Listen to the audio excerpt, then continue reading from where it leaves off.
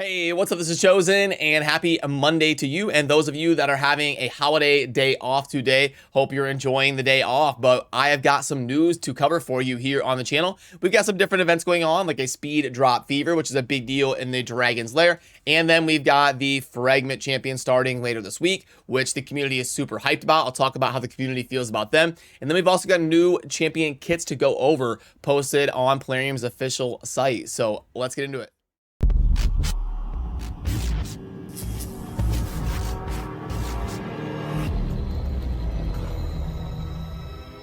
Alrighty, so first of all, let's go over this post here from Plarium, and this is how they should be teasing champions. Right here, we can see what the ability does and how the books are going to affect things. The only thing that I wish they would add on these is the multipliers, and then boom, that would be most of what we need. If they had like base stats at the bottom and the multipliers on the abilities, then we would be ready to rock, and these little teaser cards would be perfect. Now, this Fragment Champion, Mighty Uko, is going to be one of the most hyped Fragment Champions that they've ever done. Definitely top 5, no matter who you ask. A lot of people think possibly number 1 or number 2 for Fragment Champions they've ever done. Looking like Uko has a ton of potential and a really fun kit. So make sure you're preparing over the course of this week to have resources ready to go after these Fragment events so that you don't miss out on Uko if it's possible for you to get this champion. And I did a poll on the community tab of the channel, and honestly, when Uko first came out, I thought S would be 80%, but it ended up being 61 so far. So looks like obviously S and A are going to be the two most common answers, coming in at 91% of the community feeling either S or A, and the overall grade from the community would be an S minus. So definitely in the S tier, at that being more than double the majority, but shading towards the A with a decently significant amount. So S minus would be how the community is feeling about this Uko Fragment Champion launching later this week, which honestly I think is fairly accurate. I think definitely like S minus S right there in the S tier for sure, because so much just good general value, and not only that, but an aura of all battle speed by 20%. AoE A1, constantly decreasing attack. We've got a multi-hitter that is going to be removing buffs and then also blocking buffs while decreasing accuracy. And then why not throw in a revive in there on top, and then place increased speed even if we're not reviving somebody. So yeah, really can't go wrong with this champion already just off of the 3 abilities. Then you get one of the best passives in the game, in my opinion, probably a top 10 passive. 50% chance of stealing, not just removing or blocking, stealing a random buff from an enemy every time they receive a buff, and then any stolen buff will become protected. Just ridiculous.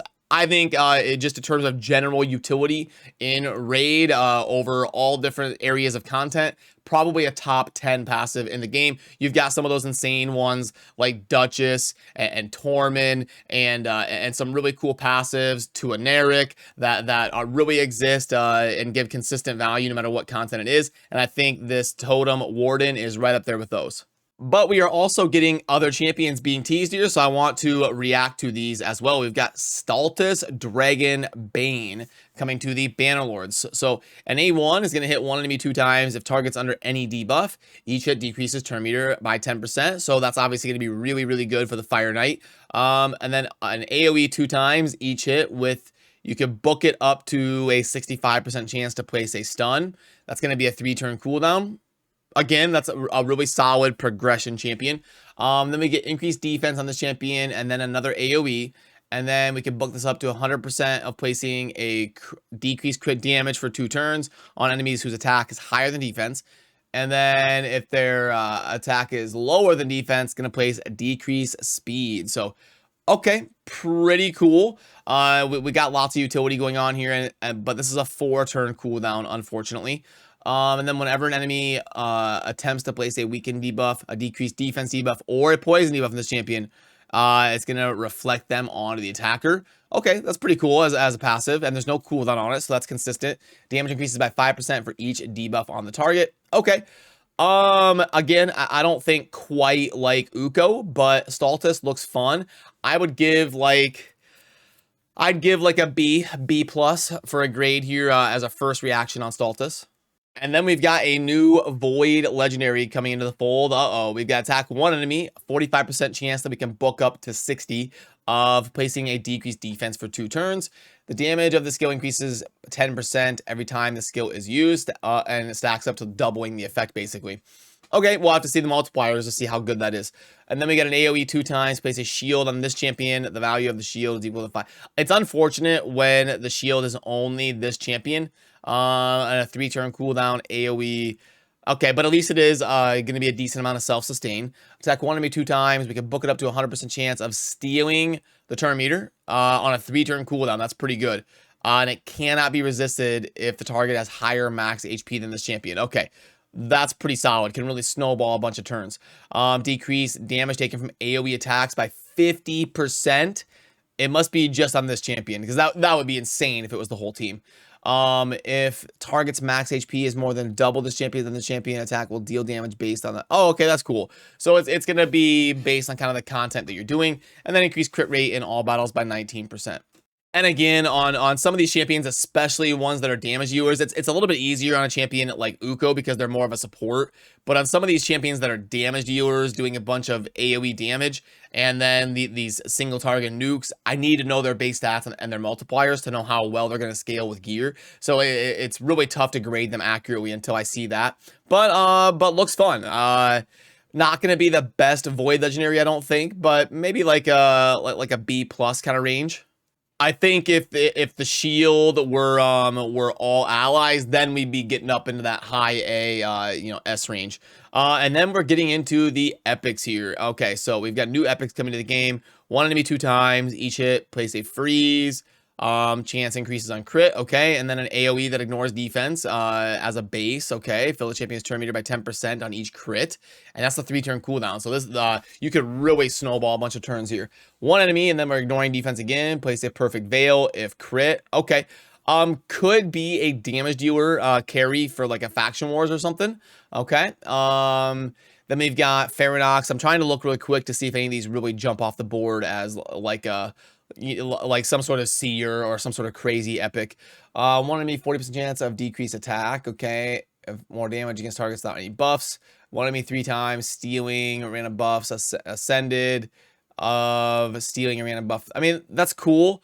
Anytime that you're stealing buffs on an ability from an epic, that's a pretty solid ability. Block buffs for 2 turns if has no, okay, that could be fun. And then we've got one enemy, 40% chance placing a weaken, increases, okay, if they're under HP burn, okay.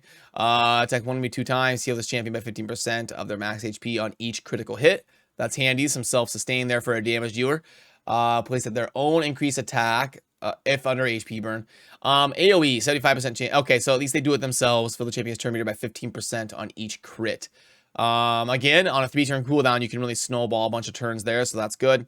Increase this champion's attack and crit damage every time. Okay, so again, like all 3 of these look like damage dealers, and they could be decent. We've got some self-sustain, we've got some cycling through turns inherently on 3-turn cooldown abilities, which is super nice.